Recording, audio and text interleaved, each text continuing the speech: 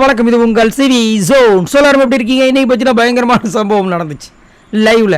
அதாவது இப்போ தான் வந்து விஜய் சேதுபதி அவர்களுடைய எபிசோட் ஸ்டார்ட் ஆச்சு. அதில் ஸ்டார்டிங்கே பார்த்தீங்கன்னா அட பாவிகளா என்னையா நடக்குது அப்படின்ற மாதிரி ஒரு மைக்கு மாட்டுறதுக்கு ஒரு பனிஷ்மெண்ட் சொல்லிட்டு ஆல்ரெடி பிக் பாஸ் வந்து ஒரு விஷயத்தை கொடுத்துட்டார். அதை வந்துட்டு அருண் வந்து கொடுத்தா அதை நான் பண்ண மாட்டேன்னு சொல்லிட்டு சௌந்தர்யா பண்ணுற அக்கப்போருக்கு பாருங்க. ஐயோ ஐயோம்மா என்னம்மா நீங்கள் எப்போவுமே இந்த மாதிரி தானா அப்படின்ற மாதிரி இருந்துச்சு. எது சொன்னாலும் ஏதாவது ஒரு ஏடாக்கூடம் அங்கே வந்து ஒரு இது என்னத்தை சொல்கிறது. அவங்களுக்கும் வந்து சப்போர்ட் பண்ண நிறைய பேர் காத்துக்கிட்டு இருக்காங்க. அது முடிஞ்சவொடனே அடுத்தது வந்து ஒரு விஷயம் நடக்குது. செம்ம சுவாரஸ்யமான விஷயங்கள்.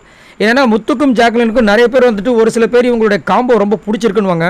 ஒரு சில பேர் முத்து வந்துட்டு ஜாக்லினை விட்டு ஒதுங்கி இருக்கிறது முத்துக்கு நல்லதுன்னுவாங்க. ஏன்னா ஜாக்லின் எப்போ வந்துட்டு முத்துக்கிட்ட ஃப்ரெண்டாக இருப்பாங்க, எப்போ முத்து முதுகில் குத்துவாங்க, எப்போ வந்துட்டு பள்ளத்தில் தள்ளி விடுவாங்க, எதையுமே கணிக்க முடியாது.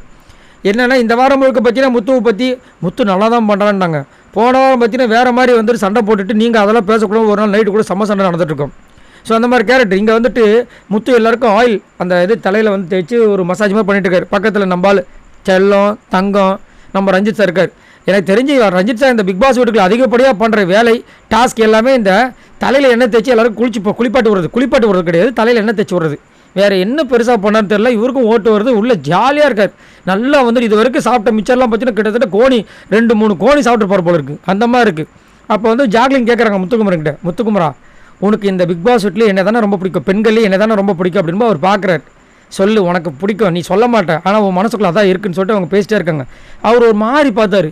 ஏன் இவர் அப்படி பார்க்குறாரு, பிடிச்சிருச்சுன்னு சொல்லுவாரோ அப்படின்னு நினச்சேன். இல்லை, நான் சப்போஸ் இந்த பிக் பாஸ் வீட்டுக்கு வெளியில் கேமுக்கு வெளியே இருந்திருந்தேன்னா கண்டிப்பாக எனக்கு உன்னை பிடிச்சிருக்கும்.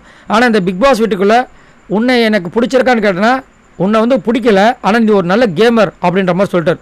அவங்களுக்கு செம்ம காண்டாயிடுச்சு. பிடிக்கல நல்ல ஒரு கேமரா அப்படின்ற மாதிரி வந்துட்டு முதுகில் எப்பயுமே அப்படி தான்.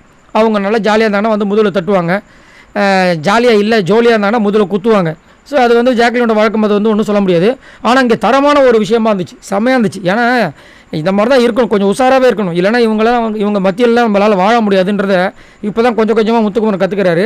அதே மாதிரி ஜென்ஸ்கிட்டேயும் கொஞ்சம் பாதுகாப்பாக இருக்கிறது அவருக்கு நல்லது. சரி, உங்களோட கருத்தை சொல்லுங்கள் பாய் நண்பர்களாக.